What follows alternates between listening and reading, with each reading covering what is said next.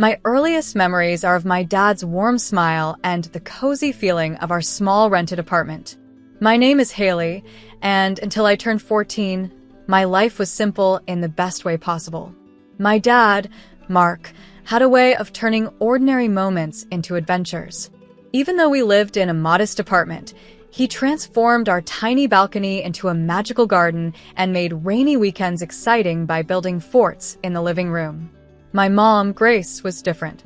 She was quieter and often dreamed of having a bigger house and a more glamorous life. But back then, their differences seemed to balance out perfectly. Mom would often ask me, "Haley, sweetie, do you want to spend the weekend at Grandpa's?" I'd always jump at the chance. Not because I didn't want to be at home, but because Grandpa Jack's house felt like a second home to me. Grandpa's place was an old 2-story Victorian house with creaky wooden floors and endless corners to explore. When I'd arrive, he'd greet me with a warm smile and say, "Your mother needs some alone time with your father, and I need my time with my favorite granddaughter." I was more observant than most adults realized. I understood that Mom needed her space and that she and Dad had their own bond to maintain. It didn't bother me. If anything, it made me feel grown up. Besides, my weekends with Grandpa were special. He'd tell me stories about Dad's childhood, teach me about saving money — he was a retired bank manager — and make the most delicious pancakes. One morning, while we were having breakfast on his porch, Grandpa said, "Your mom dreams of having a house like this one. But do you know what's more important than a big house? A home filled with love." I nodded, even though I was young, because I understood what he meant. Our apartment might have been small, but it was full of love. Dad worked at an insurance company and would come home each evening with so much energy. He'd swing me around in his arms and smother Mom with kisses until she couldn't help but laugh. Moments like those made our little apartment feel huge, like nothing else mattered. But life has a way of surprising you, changing everything when you least expect it. I was 14 when Dad started losing weight fast. At first, he joked about it, saying he was finally getting fit, but his eyes told a different story. He started going to the doctor more often, and Mom looked more worried every day. "It's just a phase," Dad would say, ruffling my hair with a weak smile. "I'll be back to my old self soon." But he wasn't. The truth hit us hard. He had aggressive pancreatic cancer. It spread through him like wildfire, and in just a few months, my strong, lively dad became a shadow of who he used to be. I watched helplessly as Mom tried to keep everything together, but I could see she was breaking inside. I'll never forget the last conversation I had with Dad. He was lying in his hospital bed, barely strong enough to hold my hand. "Take care of your mom for me, princess," he whispered, "and let Grandpa guide you. He's wiser than all of us put together." The year after Dad passed felt like living in a fog. Mom fell into a deep depression and could hardly look at me. I guess I reminded her too much of him. Thankfully, Grandpa Jack became my safe place. He was my rock during the storm our lives had become. Living with Grandpa wasn't just temporary anymore. It became my new normal. Every morning, I woke up in Dad's old room, surrounded by his childhood photos and trophies. Grandpa made sure I stayed on top of school, helped me with homework, and tried his best to fill the gap left by both my parents, one who was gone and the other lost in grief. Mom would call sometimes, but her voice always sounded far away, like she wasn't really there. Her visits were even rarer, just quick stops where she'd barely look at me before leaving again. I eventually stopped hoping for more. Then, exactly 1 year and 3 months after Dad passed, everything changed. Mom showed up at Grandpa's door one sunny Saturday morning, and I almost didn't recognize her. She wasn't the sad, grieving widow anymore. She was wearing a bright yellow dress, had a new haircut, and her face was glowing with excitement. "Haley, sweetie, pack your things, you're coming home," she announced, practically bouncing on her heels like a teenager. I looked at Grandpa, confused, and he seemed just as surprised as I was. The drive back to our apartment was filled with Mom's cheerful talk about random things. It felt like I was sitting next to a stranger who only looked like my mom. But the real shock hit me when we stepped into the apartment. In our small living room stood a tall man and a girl who looked about 4 years younger than me. They both smiled nervously as Mom practically skipped over to them. "Haley, meet Tyler and his daughter Alyssa," Mom said, beaming as she grabbed Tyler's arm. "Tyler is my fiancé, and Alyssa will be your new sister. We're getting married soon." The room started spinning. "What? When did this happen?" "Oh, we've been dating for a while now," Mom said, waving her hand like it was no big deal. "I didn't tell anyone because, people can get jealous and judgmental. It was better to keep it private." I stumbled to my old room, barely noticing that it had been completely redecorated. My hands were shaking as I pulled out my phone and called Grandpa. He picked up right away. "Mom has a fiancé," I whispered, trying to keep my voice steady. "She's getting married and she didn't tell anyone. There's a man here and his daughter." Grandpa arrived within 30 minutes. From my room, I could hear him confronting Mom. "Grace, how could you do this without telling anyone? Without telling your own daughters?" "Dad, I'm happy for the first time in forever," Mom said defensively. "I've decided to move on, to live again. Mark wouldn't want me to stay stuck in sadness forever." There was a long silence before Grandpa finally replied, his voice heavy. "I hope you'll be happy, Grace. Just don't forget you have a daughter who needs you too." The 4 months leading up to the wedding felt like living in a strange, twisted world. Our small apartment, which already felt tight with just the two of us, now felt even more crowded with 5 people. But the worst part wasn't the lack of space. It was watching Alyssa, my soon-to-be stepsister, take over my mom's attention. "Mom, can you help me with my hair?" Alyssa would ask sweetly, and Mom would drop whatever she was doing, even if she was in the middle of talking to me. The way Alyssa said "Mom" made my skin crawl, especially since she had only known her for a few months. But Mom didn't seem to notice. She was completely focused on Alyssa. When Alyssa mentioned she liked ballet, Mom signed her up for private lessons right away, something she had never done for me. For years, I had begged for things like a new phone or redecorating my room, but Mom always said we couldn't afford it. Yet when Alyssa complained about her old phone being slow, Mom bought her the latest iPhone. When Alyssa decided she didn't like how our shared bedroom looked, Mom took her shopping and spent hundreds on new bedding, curtains, and decorations. "Your sister needs to feel welcome here," Mom would say whenever I brought up how unfair it felt. "Stepsister," I'd correct her. "And I need to feel welcome too." She would just shake her head and walk away. The wedding was a small event at a local venue, but Mom looked radiant and happy. I stood there in my bridesmaid dress, watching as she fussed over Alyssa's hair and makeup. She barely glanced my way. During the ceremony and reception, Mom held Alyssa's hand and introduced her to everyone as my beautiful daughter. It felt like I was invisible, more like a server than part of the family. Grandpa gave Mom and Tyler a $10,000 check as a wedding gift, which was generous by any measure. But I overheard Mom cornering him near the restrooms, clearly unhappy. "Really, Dad? A check?" she hissed, her face red from champagne and anger. "I was counting on you giving us your house. We're a proper family now, and we need the space. That apartment is too small for 5 people." Grandpa stayed calm, though I could see the disappointment in his eyes. "Grace, you're rushing into everything. First this quick engagement, now this. That house isn't just property to hand over on a whim. Besides, it's where Haley spends half her time." "Oh, so now you're playing favorites?" Mom snapped. "No," Grandpa said firmly. "I'm being practical. And maybe you should be too." I slipped away before they could notice me, but their words stuck with me. Mom had changed so much that I barely recognized her anymore. She had created this picture-perfect family in her mind, with Alyssa as the golden child and Tyler as the perfect husband. It felt like there wasn't any room left for me. So, I started spending more time at Grandpa's house. At least there, I didn't have to pretend to be happy about being pushed aside. 5 years have passed since then, and I'm about to graduate high school. Living in that apartment has been like a lesson in avoiding conflict. I've learned to stay quiet, take up as little space as possible, and spend most of my time either in my room or at Grandpa's. One evening, during one of our weekly family dinners, a ritual that felt more like pretending we were a happy family, I realized just how far things had changed. I decided it was time to share my plans for the future. "I've been accepted to State University," I announced, trying to keep my voice steady. I want to study finance and business management." The room went completely silent. Mom put down her fork, exchanged a look with Tyler, and cleared her throat. "Actually, Haley," she said, "I think it might be better if you started working after graduation. College isn't necessary for everyone."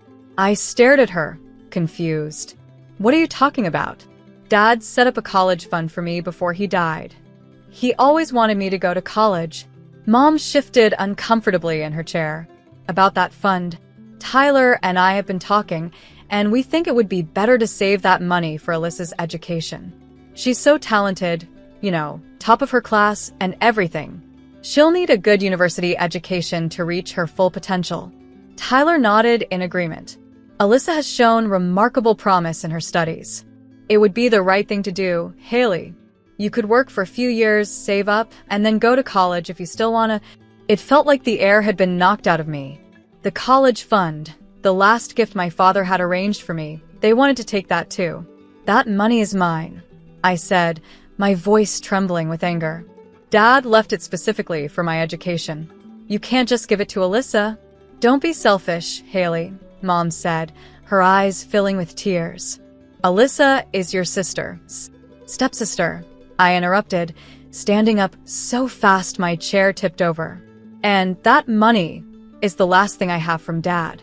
You've given her everything else, my room, your attention, your love, but you can't have this. I won't let you take it." "How dare you?" Mom said, now crying openly, but I could see through her tears. "After everything we've done for you? Alyssa needs this." "Alyssa needs?" I shouted. "What about what I need? What about what Dad wanted for me?" The argument ended with slamming doors and tears, mostly Mom's, as she wailed about how selfish I was. After that night, the apartment became even more unbearable. No one spoke to me unless they had to. Alyssa smirked whenever she walked past me, and Tyler wouldn't even look in my direction. On graduation day, I wasn't surprised to see only Grandpa in the audience. He cheered so loudly when they called my name that it almost made up for the absence of anyone else. His proud smile meant more to me than anything my so-called new family could have offered. That evening, I packed up everything I owned. I packed everything I owned into 3 cardboard boxes and an old suitcase. Grandpa helped me load them into his car. "Your room is always ready for you, sweetheart," he said as we drove away. "Always has been, always will be." I didn't look back. There was nothing left for me there. College became my escape. I threw myself into my studies, determined to make Dad and Grandpa proud. I loved my business and finance classes and worked harder than I ever had before. I started excelling in ways I knew would have made Dad smile. Every evening, I'd call Grandpa to share what I was learning. "Tell me about derivatives again," he'd say, even though he probably knew more about finance than my professors. "I love hearing you explain it." But as the years went on, I noticed small changes in Grandpa's voice during our calls. He got tired more easily, and his usual sharp wit sometimes seemed dulled. During my visits home, I'd see him wince when he stood up or rub his chest when he thought I wasn't watching.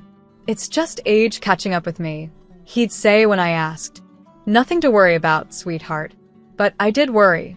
I started calling him twice a day instead of once, and I drove home every weekend I could, not just during holidays. We'd sit in his kitchen, drinking tea and talking about anything and everything, just like we always had. Sometimes, I'd catch him looking at me with so much love that it made my throat tighten. Then, in the middle of my final semester, Mom called. It was the first time she'd reached out in 5 years. At first, I thought about ignoring it, but something made me pick up. "Grandpa died last night," she said, her voice flat and emotionless. "The funeral is on Saturday at 3 p.m. at New York Funeral Home." The phone slipped from my hand.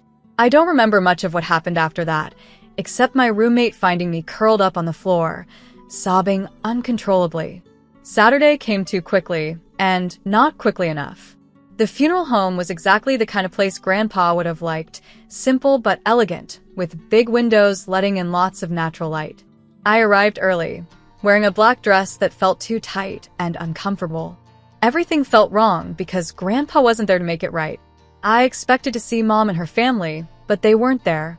Instead, I found Mr. Christian, Grandpa's friend from his banking days, organizing the service. "They're running a bit late," he said when I asked. "Your mother called to let me know." The service was beautiful, filled with people who had known and loved Grandpa.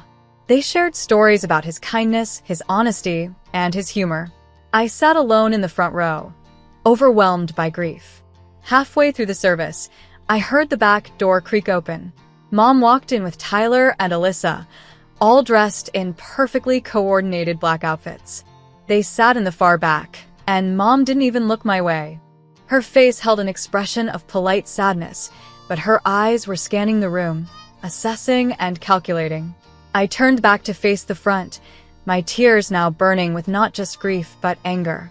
Even here, even now, she couldn't acknowledge me. She couldn't put aside her spite, not even for one day, to properly mourn her own father. After the service, I drove to Grandpa's house, my home for the past 5 years. But when I arrived, I froze at the sight in front of me. Scattered across the lawn were garbage bags filled with my belongings, my clothes, books, photo albums, everything from my room, thrown out like trash. Some bags had split open, and my things were spilling onto the grass. With trembling hands, I tried my key in the front door, but it wouldn't turn. The lock had been changed. I was still standing there, stunned and helpless, when the door opened. Mom stood in the doorway, still wearing her black funeral dress. But her face was no longer sad. It was triumphant. "Oh, good. You're here to collect your things," she said, as if she were doing me a favor. "This is my house now. Dad's gone, and as his only child, I'm the rightful heir. I've already changed the locks. We're moving in tonight." I stared at her, unable to believe the cruelty of her words. "You couldn't even wait until after the funeral?" I said, my voice shaking. "These are my things. This was my home." "No," she said sharply, cutting me off. "This is my home now. Take your stuff quickly, or it's going in the dumpster." "I need to clear the space for Alyssa's things," Mom said with a cold smile. "She's getting your old room, by the way. She's always wanted a bigger bedroom." I felt numb as I gathered my belongings, shoving them back into the torn bags and trying to pick up the scattered photos of Dad and Grandpa from the grass.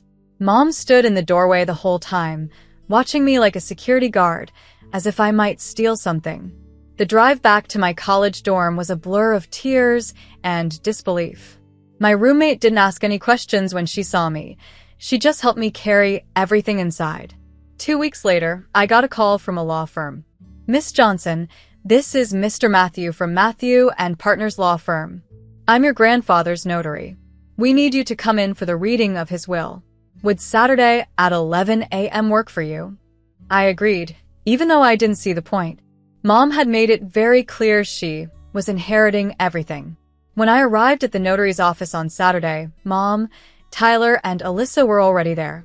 They sat in leather chairs like they owned the place. Alyssa was examining her nails while Tyler scrolled through his phone. Mom's eyes narrowed when she saw me. "What are you doing here?" she said loudly, making sure everyone in the room could hear. "You're not needed for this.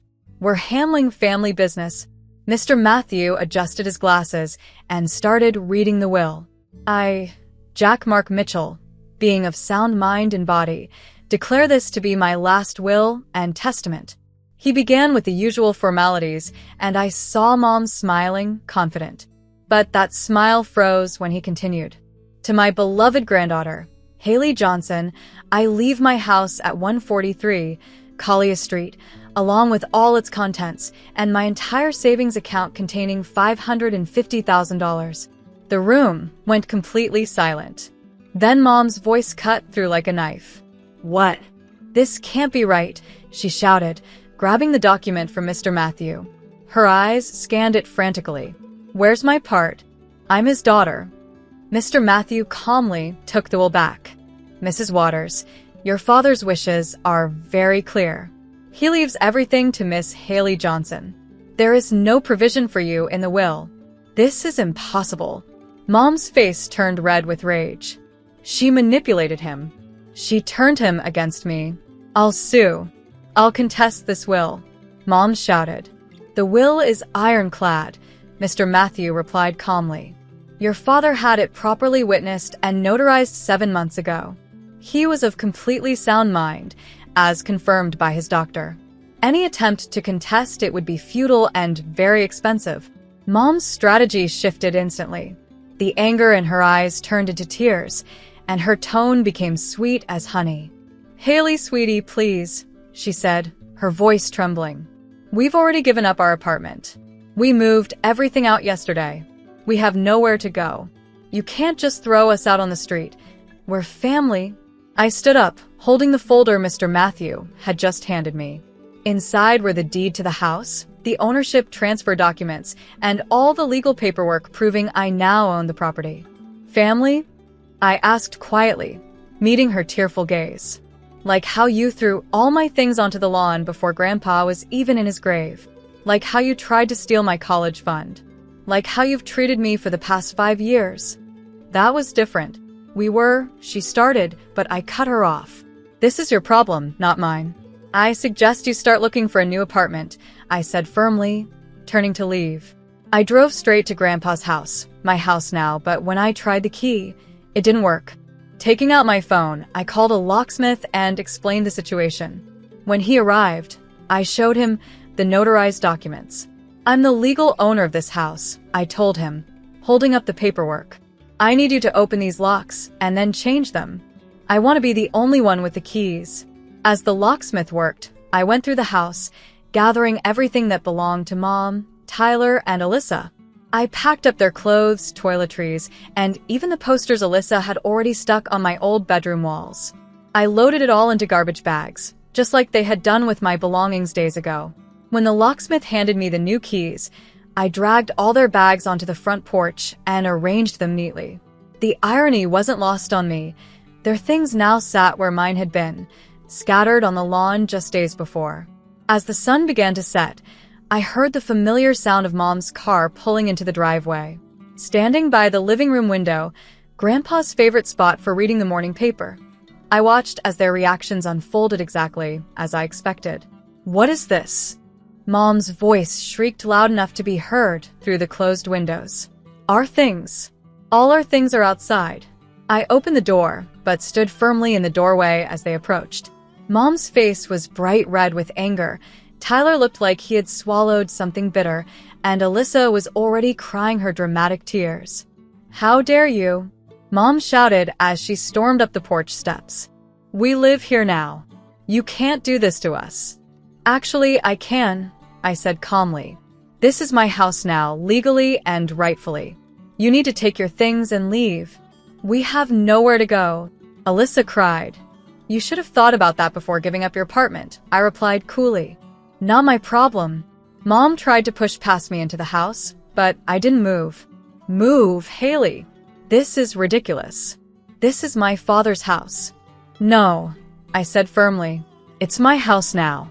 If you don't leave with your belongings immediately, I'll call the police and report you for trespassing. And if you don't take your bags, they'll go straight to the dumpster. I pulled out my phone.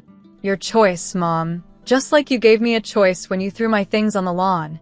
The next few minutes were filled with yelling and threats as they gathered their bags. Mom switched between crying and shouting about how unfair it all was, while Alyssa kept muttering that I'd regret this. Tyler grumbled under his breath about contesting the will. When they finally loaded the last bag into their car, Mom turned to me one last time. You're no daughter of mine. Your father would be ashamed of you. I gave her a sad smile. No, Mom. Dad would be proud that I finally stood up for myself. Goodbye. I watched them drive away, their car disappearing around the corner. That was 7 months ago. I'm in my final semester now, about to graduate with honors. The house is being rented to a lovely young family, and their monthly rent is helping me build my savings, just as Grandpa would have wanted. On the first night after they left, I found a letter in Grandpa's study safe. My dearest Haley, it began. If you're reading this, it means you've already dealt with your mother's reaction to my will. I'm sorry you had to go through that, but I knew Grace too well. I knew what she would try to do. You have your father's integrity and my business sense, Grandpa had written. Use them both wisely. The house is yours to do with as you wish, but promise me you'll keep the family photos in the attic. Some memories are worth keeping, even the painful ones. I kept that promise, along with the others I made to both Grandpa and Dad. Now, I'm focusing on my future, letting go of the past, but holding on to the lessons it taught me. Sometimes, family isn't the people you're born to, it's the ones who believe in you, protect you, and help you grow. Mom, Tyler, and Alyssa still live somewhere in the city. I've heard they found a new apartment eventually. They've tried to reach out a few times, usually when they need something, but I don't respond. Some chapters of our lives are better left closed.